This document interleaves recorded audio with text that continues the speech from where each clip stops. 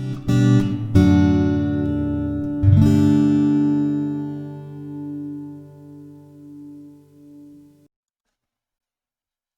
it's November 9th, our daily lectionary reading.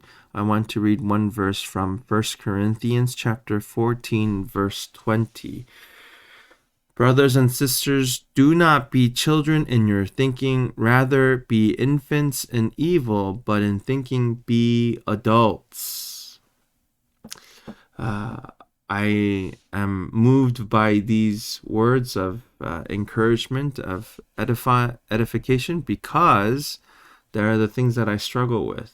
I confess that I think I have been quite childlike in my thinking. That is, when something happens that is not according to my plan, that is different from what I had anticipated, then I automatically somehow think that this is the worst, that the worst case scenario is going to unfold. Quite extremist. And the opposite might be true too, where if there's a problem and I even think of a possible solution, I automatically feel as if I've already solved it without having done any of the work. These two I've seen now as I rear my own children, quite childlike in thinking. That isn't the way we ought to think, but as adults, to be able to think with complexity and ambiguity. I'm always reminded that the name that God gave to the people, God's people, Israel, literally means wrestles with God. And that has many meanings. But for me, it's symbolic that we always work out our conviction and our faith. There's not less, not so much black and white, yes or no, but more of beholding the mystery of what can be and the potential for God's will and our goodness to come about.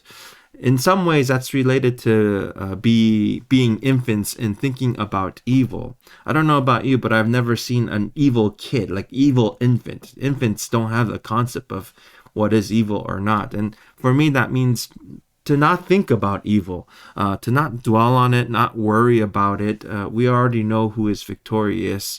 But also in relationships, as we see others who may have done things that are harmful to us or that have brought us some pain,